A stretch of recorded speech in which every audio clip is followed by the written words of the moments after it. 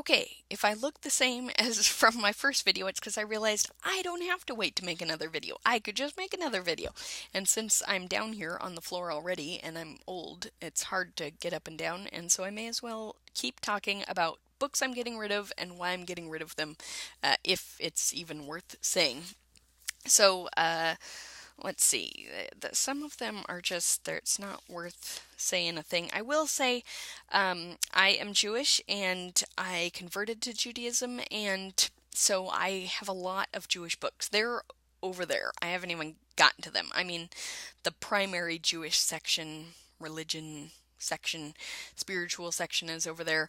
Um, I haven't even gotten to those yet, but I will say that when I entered the conversion process, or started thinking about becoming Jewish, I bought a lot of Jewish books and Judaica, like Jewish tchotchkes. Haha. I just use Yiddish. Anyway, um, but I also have over here in the fiction section, which is what I'm working on, there are some uh, Jewish, either Jewish themed authors, like there was one in the last, there was a Jewish author in the last video, and then there's some Holocaust stories and some different things like that.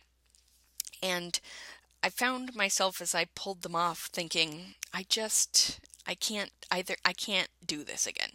Like, I've read too many Holocaust novels. Unless there's some compelling reason other than being about the Holocaust, which is compelling and significant and huge and a literal genocide, uh, unless there's some personal reason to keep the book, I'm letting the books go, is what's happening.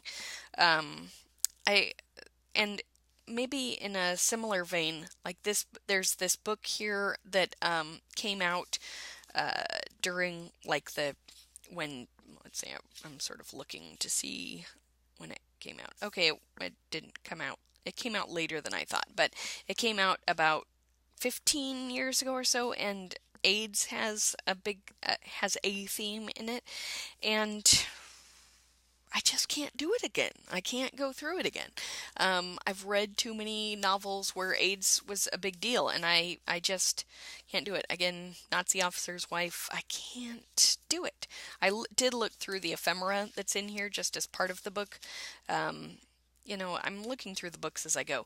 This one is personal, and you'd think I'd want to keep it, but I just want to let it go. This is the book that I taught at least my first year, and I think maybe longer. Um, my first year of teaching, I taught composition, English 103, out of this book. I was in room 212, and it's got a lot of short stories, and I've got notes in here, that marginalia I talked about, and part of me wants to keep it. Like, I had a lot to say about the yellow wallpaper in here, but I have to let it go. It's not going to happen. I've marginalia is in here. It's great. Um, oh, this was a gift, so I'm going to keep this down. I'm going to keep this out of the frame. But what I can say is that I don't really like reading humor. Well, no, I take that back. I don't like McSweeney's. I just don't. And so someone gave me a McSweeney's book, and even I've bought McSweeney's books before, and I don't like them. And I need to just acknowledge that, and it's got to go. There are some things I'm just not sure why I have them, other than there's like some classic short stories. Some of these books, as I put them on the shelf, I decided that I decided to put them into Goodreads. So I downloaded the Goodreads app and I added them to want to read, which really means want to read that book, but I'll put it on audio. I got too tired to do that over there, but I did it for that shelf over there. Charles Bukowski. I actually really enjoy Charles Bukowski's poetry.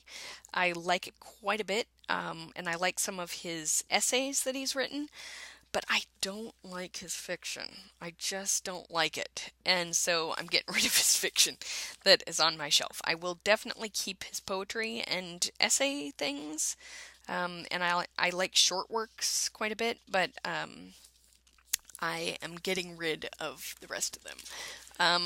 Mass markets, even though I know this guy is good, I've been meaning to read Lawrence Block for like 20 years and I haven't done it yet. So if I want to do it, I will. Oh, look, a receipt. I like ephemera. I do like ephemera.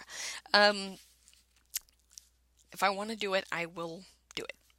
I'll get it on audio and it'll be great. The Shawl, again, Holocaust, Jewish. I can't do it anymore. House of Sand and Fog. Also, it's kind of a depressing book. I have met the author. I think at Jabberwocky Books in Newburyport, and it might have even been for this book. I don't remember, but I believe if I didn't read the book, I know I saw the movie. Anyway, it's kind of depressing. I can't do it. I can't go through it anymore. So I'm not. That's what is happening. Okay, and then what else we got? I'm just never going to read this. Weetsy Bat, great book, great young adult book. Totally want to read it again, but I noticed when I was doing my shelves that I've got Dangerous Angels, which is the collection of, I think, 3 Weetsy Bat books. There may be only 3 anyway, but anyway, it's a collection. Catherine Coulter, love her, can read her on audiobook. She's FBI agent focused story. And I like it. Mass markets, that's what this style of paperback is called. I can get rid of those for the most part. English literature anthologies are going. So even ones I never thought I would go in that I get rid of that I invested in, like Norton anthologies, these are good collections, but I am never going to read them. Put that one on Goodreads to read. The Great American Bathroom Book, I actually almost hung on to this, I've got to say, just because I do think it's handy. But this is basically Wikipedia in print. So if I suddenly feel the need to get a quick synopsis of a novel, it's Wikipedia. Part of me did think briefly, like, what happens if Wikipedia goes away? But I gave my $3 or something in the last round of donations, so yeah, so there's that. I just put down a couple of books that I did again add to Goodreads so that I could get them later on audio, something like that. I do want to say just briefly, I got Oprah's book club going on here. That was when she was doing the book club on her Oprah show on the mainstream channels. I don't get the O Network, and I've never seen her show there. But when I was living in Europe, in Austria, for about a year and a half or so, and it was really hard to come by books in English, and I think I picked up one in Paris or Vienna or something, which now I sound kind of like an asshole talking about those cities as if anybody could go, but I just happened, if I was in a major city, I went to a bookstore, and they would usually have like a small books in English section. I think I once paid I don't know how much, but twice the amount to get a People magazine in English. But I read a couple of good Oprah's book clubs. It was going on strong back then. And so I learned that when I got to a bookstore and there were books in English, if there was one of these seals on it, I usually bought it. So some of these may have even come from Austria. I doubt this one did, but I just got in the habit of knowing I'd probably like it if Oprah liked it. I got some reading things, Tim O'Brien, Things They Carried.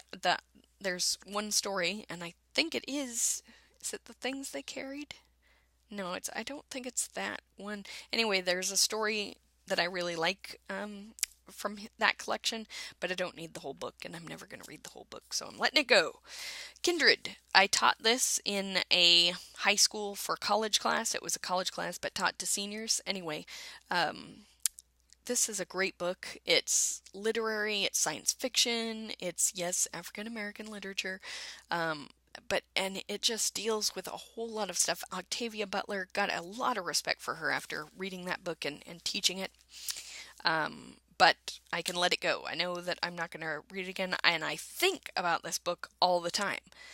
But I just don't think that I need to read it again. Or if I do, I remember it quite often, and I can find it again. And probably I'd read it on audio if I did again. I really like this because it's a classic. It's actually old, but I'm never going to use it, so it's gone.